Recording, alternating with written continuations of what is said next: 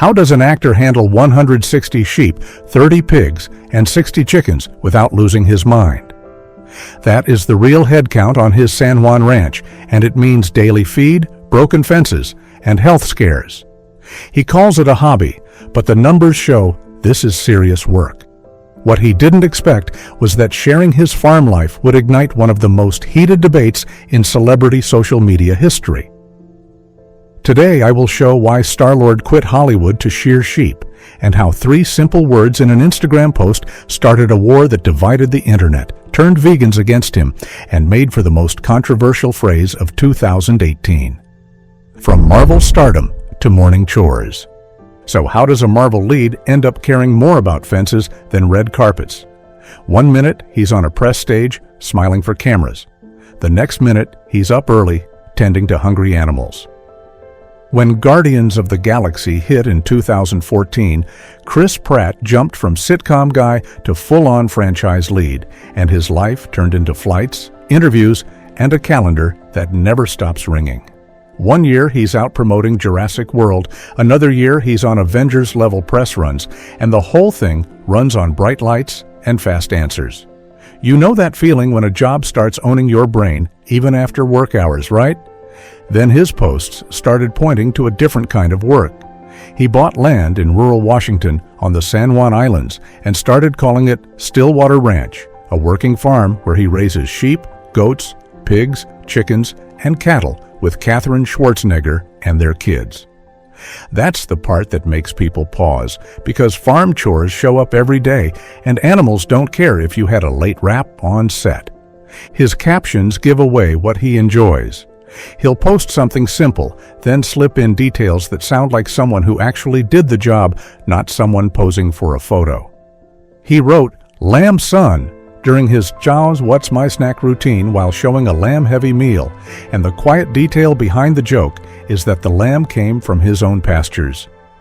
That feels different from ordering lamb at a restaurant, because it carries a whole chain of work behind it. What makes a guy with movie money choose the slower path anyway? He's spoken about Stillwater Ranch, a roughly 100-acre property he owns in Washington's San Juan Islands, and how satisfying it is to dive into farm work when he isn't on set, embracing chores that look nothing like Hollywood life. That makes sense given how he grew up in Lake Stevens, Washington, with hunting and fishing as normal life, so ranch work looks less like a stunt and more like returning to something familiar. Real routine tends to pull harder than glamour once it gets into your bones. The land's hidden history. The land he picked has a long history where sheep were never just animals. Once you know that, his ranch posts start feeling like the newest chapter in an old island argument. On December 15, 1853, 1,639 sheep were landed on San Juan Island, and that herd sparked a border crisis that went far beyond the farm. Chris Pratt choosing the San Juan Islands for a ranch hits the same nerve, because this is one of the few places where a garden fight turned into an international standoff. San Juan Island is known for the pig war, and it didn't begin with speeches or politics. Condé Nast Traveler says it started the way farm arguments start, with someone protecting a garden and someone else's animal pushing its luck. In the 1850s, Britain's Hudson's Bay Company ran Bellevue Sheep Farm. The National Park Service says manager Charles Griffin brought animals in, and within 6 years, the island had around 4,500 sheep, plus cattle, hogs, oxen, and horses, which sent a clear signal about control. Sheep weren't cute farm content, they were a statement. We work this land, so we own it, and that belief made fence lines feel personal. The Park Service backs that up, and it explains why tempers stayed high. By 1859, American settler Lyman Cutler had hit his limit because a pig kept breaking into his potato patch. He shot the pig, and things turned serious fast because the pig belonged to the Hudson's Bay Company. That one shot pulled in soldiers, British warships, and a tense standoff that lasted for years. Condé Nast Traveler notes the border question didn't fully settle until 1871, with arbitration awarding the islands to the U.S. The gardening history runs deeper than potatoes because the National Park Service says the island still holds one of the last remaining native prairies in the region, and those prairies include camas, a traditional food plant. For centuries, Coast Salish people managed these meadows on purpose, including careful repeated burning to keep camas areas productive, as HistoryLink describes. So when you see Pratt moving animals, fixing fences, and shearing sheep, he's working on land where gardens, grazing, and territory have been tangled together for a long time. On San Juan Island, sheep come with history, the real numbers behind the celebrity ranch. Now zoom back to the present. Because this isn't a museum farm, it's a working one. So what does his ranch actually look like once you stop thinking in celebrity terms? A couple of chickens can be a cute backyard thing. A serious head count changes how you live every single day. Here's the part most people never picture when they hear the phrase celebrity ranch, because their minds jump straight to a styled photo, clean boots, and a quiet sunset, not the math that follows you from sunrise to dark. They picture a cute post, not the numbers behind it, not the weight, not the hours, not the systems you cannot skip. Start with wool, because sheep don't politely shed on a schedule. In the United States, the average fleece weight lands around 7 pounds per sheep, according to MG Cafe publications, and that 7 pounds isn't light fluff meant for a camera. It's a dense, oily bundle that has to be sheared, bagged, labeled, stored, and moved. Multiply that by an entire flock and the fantasy drops fast, because you're no longer playing farmer, you're running a small product pipeline that keeps producing whether you feel ready or not. Then water enters the picture, and this is where the day locks you in.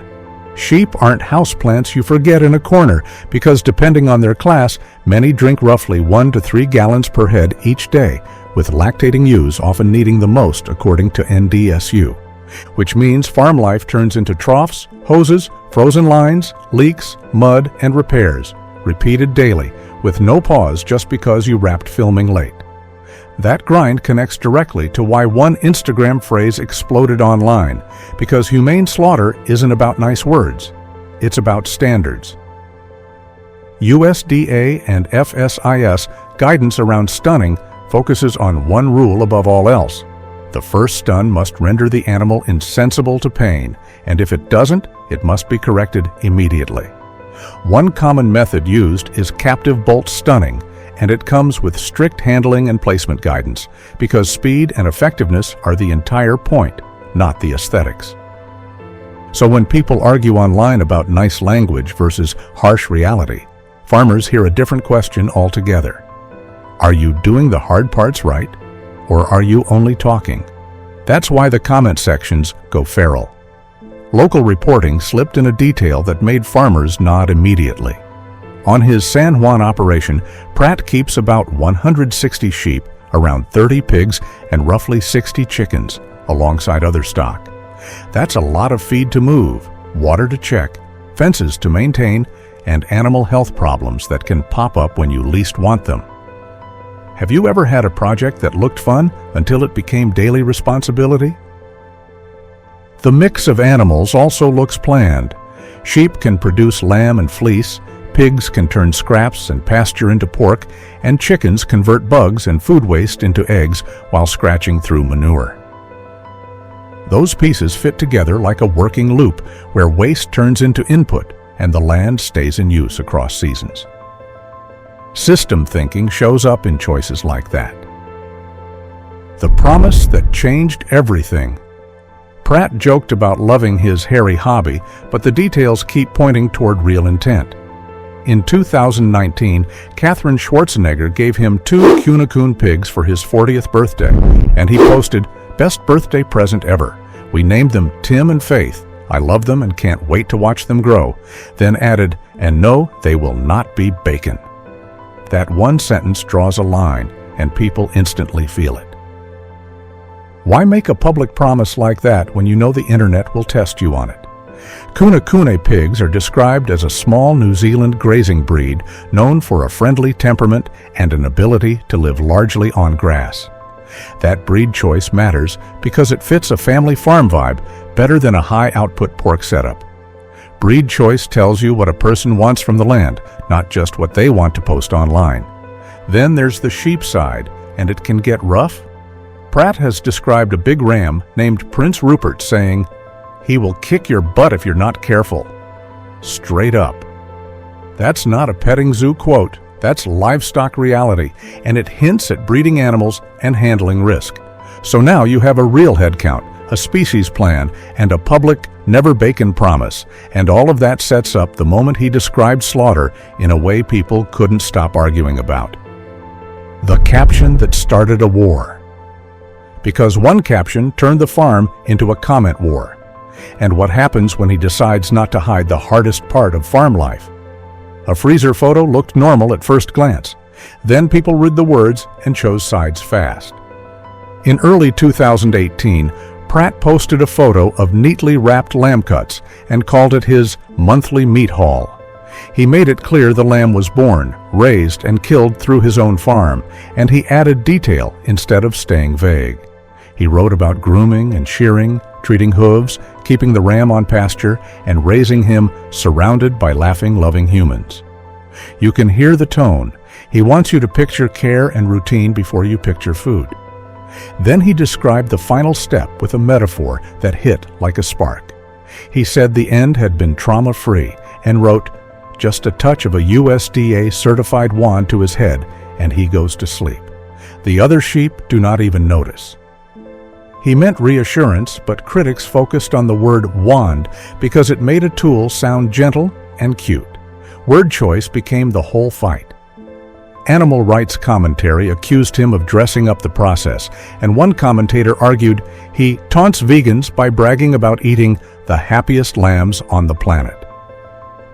That's a strong reading of motive, and once people lock onto motive, they stop listening to anything else. When you read that caption, do you hear pride in a farm cycle, or do you hear a performance? Pratt also framed his view using shepherd language, writing, "I look at these sheep and I see myself. I see us," and saying they are calm because they trust a loving shepherd. That image pulls the conversation into values, trust, and identity, which is why the debate got sharper. The meat paradox shows up in discussion around these moments, including psychologist Steve Lochnan describing the tension of believing I care about animals while eating in a way that requires them to be killed. Pratt's post reads like an attempt to bridge that tension publicly with happy life detail and a quick ending description. Public honesty can sound bold to some people and insulting to others. The contradiction that won't go away. On the same farm, he promised 2 pigs would never become food, so viewers started comparing every animal against that promise. But why do some animals on his land get a lifetime pass while others don't? 2 pigs got names, and that changes everything. A short caption turned into a rule people never forgot. At the same time, he has shown lamb cuts, called it a monthly meat haul, and described slaughter as trauma-free. That contrast is what keeps viewers stuck. Some people grew up around farms and see clear categories as normal. Other people see emotional sorting, where gifts get spared and unnamed animals don't. Which reaction feels more honest to you, the farm logic or the emotional logic? Psychology writing around the meat paradox often talks about the discomfort people feel when they care about animals, yet eat animals, and Pratt's ranch content puts that discomfort in public view. His feed includes affection, naming, and protection on one side, and packaged meat with detailed captions on the other. 2 realities live on the same land, and the internet does what it always does with that. It turns it into a scoreboard. Here's a small detail that keeps the argument alive. Friendly kingdom is a phrase that people can repeat in one breath, and anything repeatable becomes permanent online. Once a label sticks, every later post gets filtered through it. What's happening to the land? Because the way herds move across pasture decides what grows back and what disappears. Now look past the animals for a second. What's happening to the land itself? A sheep clip looks simple on a phone screen. The real question is where those sheep were yesterday.